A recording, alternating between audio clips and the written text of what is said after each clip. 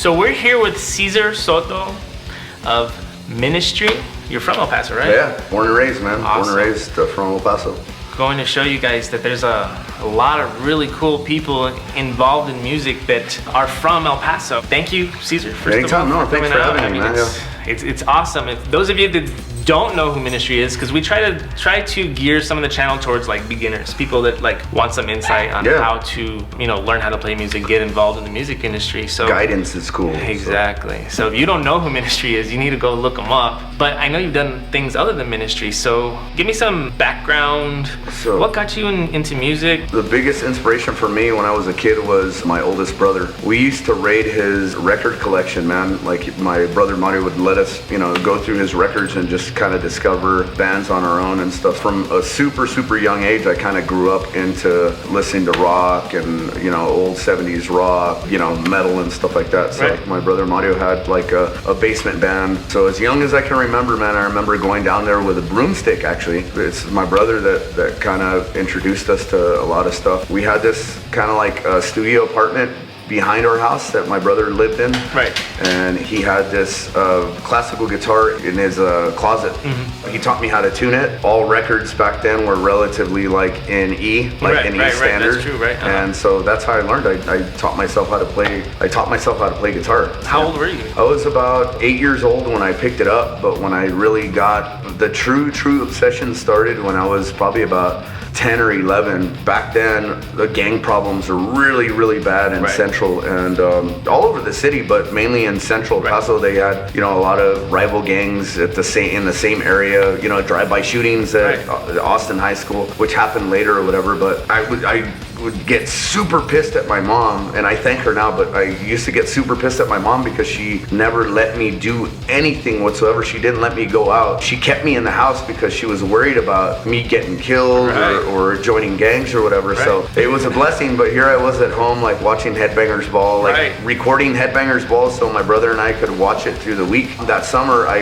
really dug in and I taught myself how to play guitar and stuff, and I'll never forget that. And I've thanked my mom before, and I thank her for keeping me in, because if it wasn't for her keeping me in that summer, who knows what I would have got into. I'm not saying that I was like this super innocent kid, because I really wasn't. But you put it towards music instead of something else. Yeah, exactly. That's awesome. Yeah. I have a similar story too. I mean, with me it was my older brother as well. Yeah. The guitar is kind of what kept us, somewhat out of trouble in music, and I guess it always starts with the older brother, right? Yeah. Showing you the way, and it just works out. That's awesome. Starts out with the older brother. There's a couple books that I inherited, and one of them is this big dictionary, old big dictionary.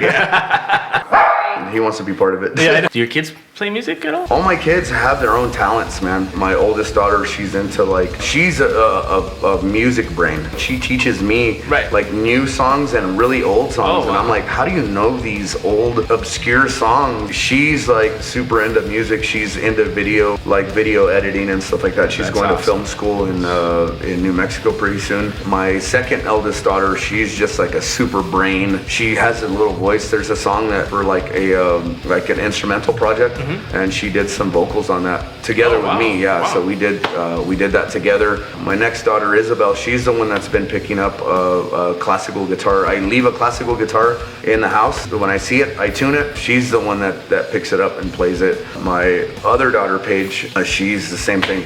She loves music and stuff. She loves to dance. So they all have their talents, and I'm glad that all their talents are based around music. My wife and I encourage the arts. When you started music, what was your first band? I know you were in a few here locally. My first real band was when I was fresh into high school. There was a guy that I really looked up to that was my brother Jay's a friend. His name was Jesse Salazar.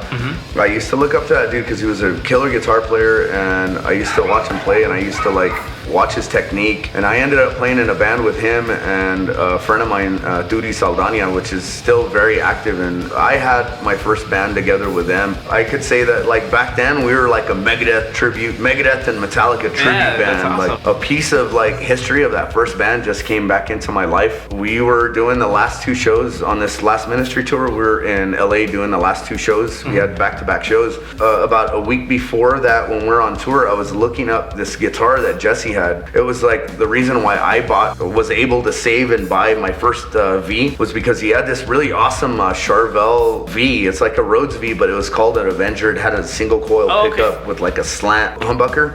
And I was thinking about that guitar, and I was researching the guitar, and one of my friends from high school calls me when we're in LA. He sent me a text message with a picture of that guitar, and I looked at the guitar and I go, fuck, that's Jesse's guitar, man. Right. I was just thinking about that guitar. He goes, dude, it's at Benny's. Holy shit. That's crazy. That's really his guitar. Right.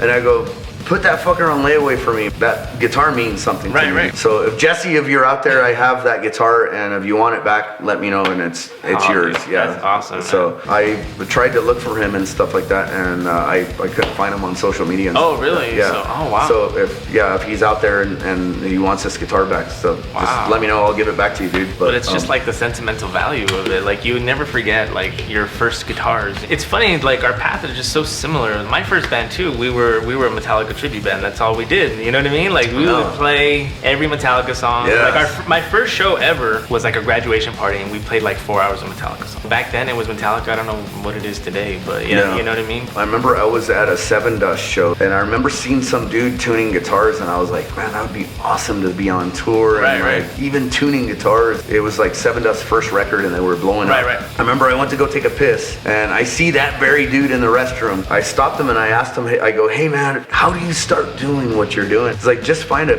kick-ass local band and see if you can like just help them out. So he's like, that's your ticket in. So I started researching bands that were making noise in town that were kicking ass. I heard about the Razors, but the one band I heard about was a band called The Hate Campaign. Oh, right. The first one I met was my friend Danny Contreras. He was in the band, and he was like, hey man, introduced himself. I play with The Hate Campaign, whatever. So, I started helping them with local shows on the road. He introduced me to everybody in the Razors. My first real US tour tuning guitars and guitar teching was with the Razors. They did a European tour, and I got a call from them, and Matt had to step aside. I took over. I knew the songs, ended up doing a few albums. Yeah, so it was about 3 years. It was short, but a lot of intense touring. It taught me a lot. Went through some lineup changes. I ended up deciding to just step aside because it wasn't in me anymore. I just wasn't feeling it. I think the golden rule is like, when you're not having fun doing something, just don't do it. Because it makes situations and things very miserable. Not saying that I was miserable in the band. It's just, for me, it was just time for me to step aside. Speaking of crappy names, I mean, Swim. Remember Swim? Yeah, that was a fucking solid band, man. Yeah, that was a really solid. I mean, that was like one of my first real bands, but that's how I got, familiar with you guys and the Razors and everybody. So I remember seeing Swim, man, a shitload of times. You guys used to open for a ton of bands. That was a really good band, dude. It was. I mean, it was cool. It was a good learning experience. You know? It's like anything, But similar to you, you get to a point where you're like, all right, it's time to move on to something different, know. And, well, this guy, look at this guy. I wish you guys could see this. He's giving us his idea of the finger. He's like, exactly. Hurry up with your interview already. I know, right? This dog's totally mooning us. Your brother's dog has his ass in our face right now. I didn't think he would last that long, but I guess he... He's like, this is my turf, hurry up. It's me. What's up? He's like, oh, okay, now. All right, yeah.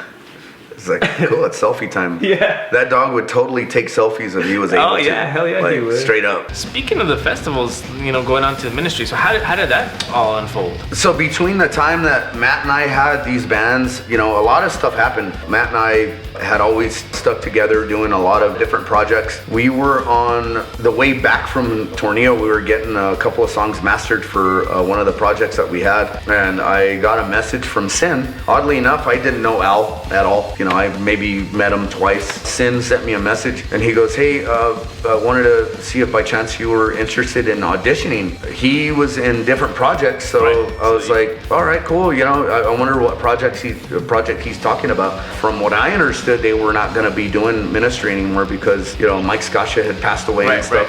And sure enough, Sin was like, Al's putting ministry together to tour on the album that was already out that they didn't get a chance to tour on. He sent me a list of songs. Right away, I started learning the songs. I opened up a couple of tracks and me playing on the tracks just to prove that, hey, I could play these. Right. Yeah, and I would send clips of videos, and on my iPhone at the time, I wasn't able, or I didn't even know how to send like a whole video clip. So I would send them like 30 seconds or a minute of a song. The joke is that Al would see these and Sin would send them to him, and he goes, well, that's great, but like, does he know the chorus? Yeah, it's good that he knows a verse, but does he know a chorus? So he was like, yeah, I think you're gonna be filling in for maybe about a week, and then it turned into 2 weeks, and then it turned into, well, maybe a couple of shows. On a Friday, it turned into, can you be here tomorrow? So I was like, yeah, of course I can. That turned into, rehearsing for 2 weeks, and then my first show was in Adelaide, Australia, at a festival called Soundwave Festival. From there, I jumped in, and I remember looking at Al, and he was like, yeah, he's like, you got the job. Being in that band, it's like I was telling you, it's not like your traditional drums, bass, guitar, and vocal band. There's keyboards, there's cues, there's vocal cues that we go off of, there's keyboard cues, the samples that cue us in to go into certain parts.